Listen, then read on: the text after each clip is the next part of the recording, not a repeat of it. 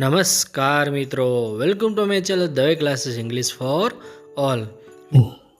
મિત્રો, આજે આપણે જે નવું પુસ્તક છે ધોરણ 7 અંગ્રેજીનું એનો યુનિટ 3 જોવા જઈ રહ્યા છે.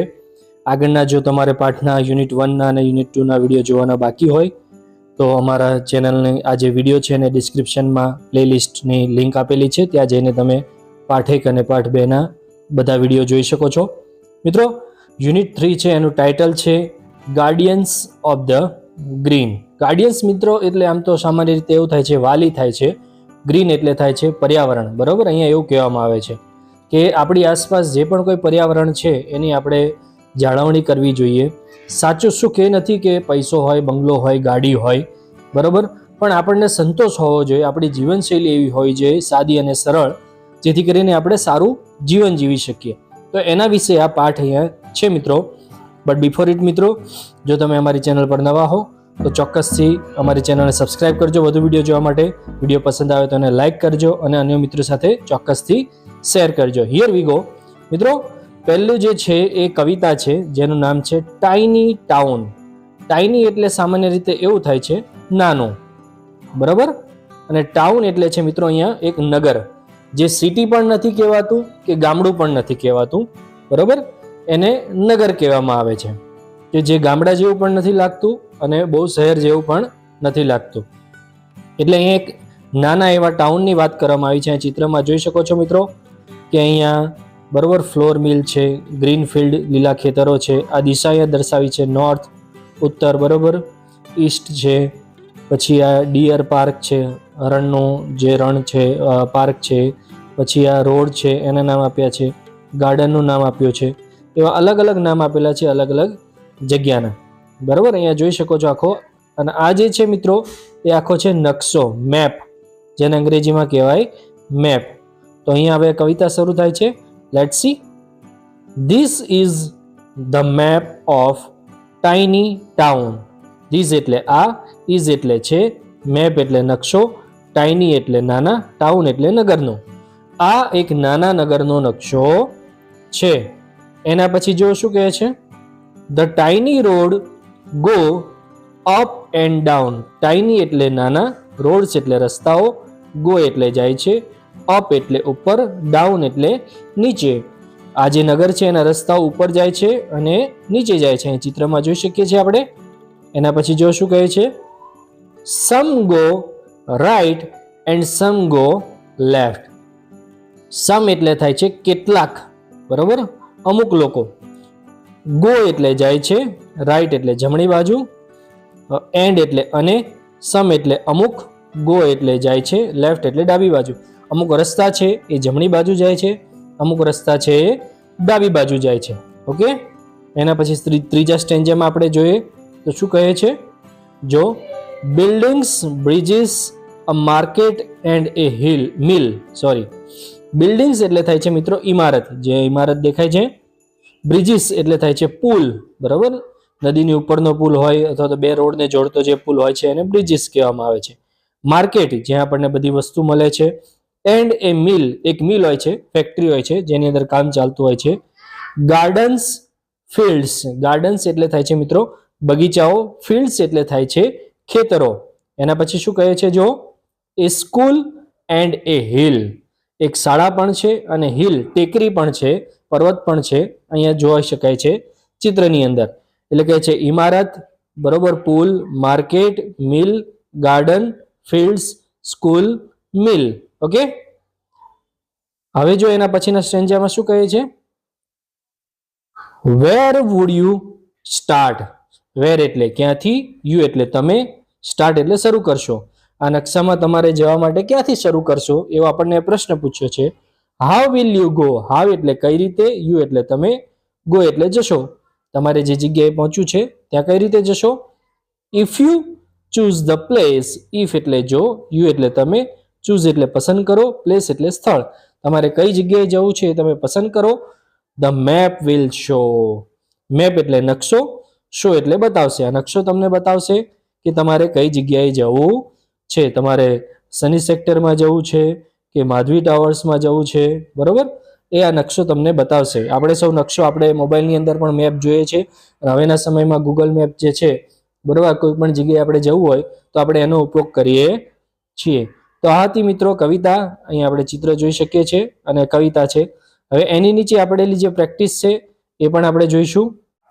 તો મિત્રો પ્રેક્ટિસની અંદર પહેલો પ્રશ્ન છે, what is the map about? What એટલે શું, ઇઝ એટલે છે, મેપ એટલે નકશો, અબાઉટ એટલે શેના વિશેનો છે?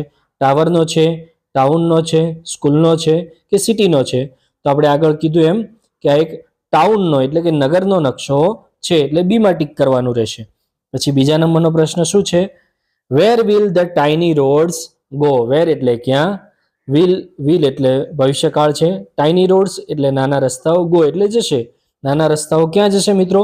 તો એનો જવાબ અહીંયા આપણને સ્ટેન્જામાં જ આપેલો છે. જોયો આપણે અહીંયા જોઈ શકીએ છીએ.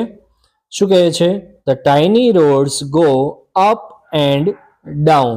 આ બેઠો જ જવાબ છે મિત્રો, બીજા પ્રશ્નના જવાબમાં લખી નાખવાનો છે. એના પછી જો શું છે ત્રીજો પ્રશ્ન, let's see. Have you ever visited a market? Have you એટલે શું પહેલા, વિઝિટેડ એટલે મુલાકાત લીધી છે, માર્કેટ એટલે બજારની. શું તમે ક્યારે પણ માર્કેટની પહેલા મુલાકાત લીધી છે? With whom? whom એટલે થાય છે ની, કોની સાથે, બરાબર, કોની સાથે મુલાકાત લીધી છે?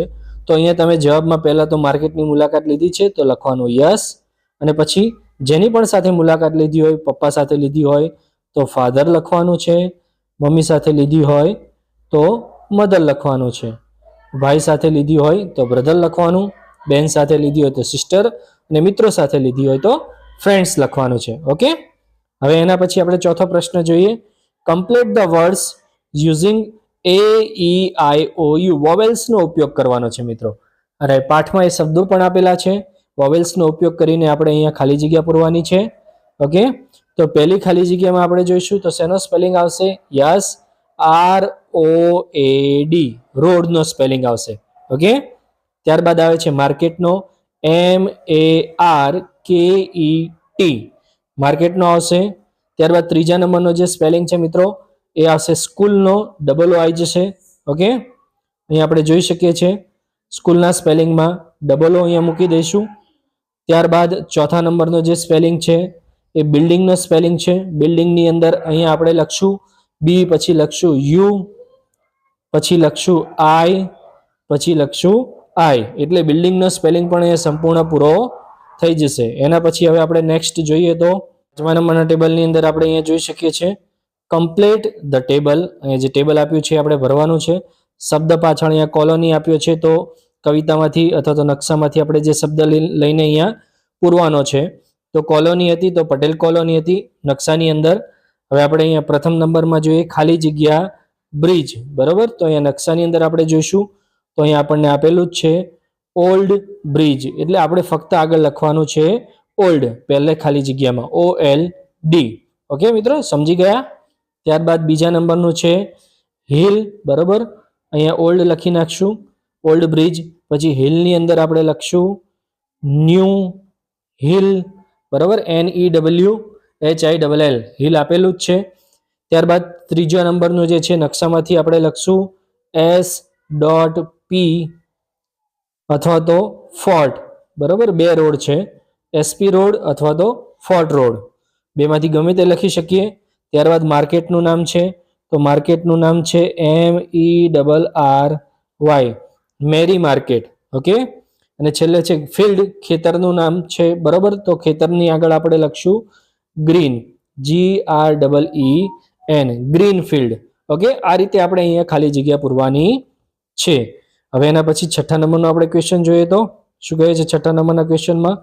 Find rhyming words from the given box. અહીંયા જે બોક્સ આપેલા છે એમાંથી આપણે સરખા ઉચ્ચારવાળા શબ્દો અહીંયા જે ખાલી જગ્યા આપી છે એની અંદર લખવાના છે. અહીંયા આપણને એક ભરેલું આપ્યું છે અને એના આધારે અહીંયા વાદળી કલરમાં એ લખેલું છે ગો, નો, સો, બરોબર. પાછળ સરખો ઉચ્ચાર આવે છે. હવે આપણે અહીંયા જે છે આ નંબરના જે 3 ફુગ્ગા છે, બોલ છે, એની અંદર આપણે કયા લખશું? તો જો યાદ કરી લો, ટીક કરી દો મિત્રો. રાઈટ, પછી આવશે નાઇટ અને પછી આવશે ફાઇટ. એટલે બીજા નંબરના જે ફુગ્ગા છે કે બોલ કહો છો એની અંદર આ 3 લખવાના રહેશે. હવે આપણે જોઈએ તો કમ વાળું તો કમ, ગમ, સમ. ઓકે, આ ત્રીજા નંબરના જે ફુગ્ગા છે અથવા તો દડા છે એની અંદર લખવાના છે. અને હવે છેલ્લું જે બાકી રહ્યું છે એની અંદર એ લખવાનું રહેશે. બરોબર, મિલ, હિલ, વિલ. આ ચોથા નંબરના ફુગ્ગા અથવા તો જે દડો છે એની અંદર લખવાનું અહીંયા રહેશે. આઈ હોપ કે તમને આ સારી રીતે સમજાઈ ગયો છે આ પહેલી કવિતા અને એની નીચેની જે પ્રેક્ટિસ સ્વાધ્યાય છે. નેક્સ્ટ વિડીયોની અંદર આપણે આ સ્ટોરી ભણીશું, રિયલ હેપીનેસ, સાચી ખુશી શેની અંદર રહેલી છે એની વાત કરી છે. આઈ હોપ કે તમને આ વિડીયો સારી રીતે સમજાયો છે. જો તમને અમારો વિડીયો પસંદ આવ્યો હોય તો ચોક્કસથી આને લાઇક કરજો, અને મિત્રો સાથે શેર કરજો, અને અમારી ચેનલ સબસ્ક્રાઇબ કરવાની હોય તો વધુ વિડીયો જોવા માટે please subscribe it. Thank you so much.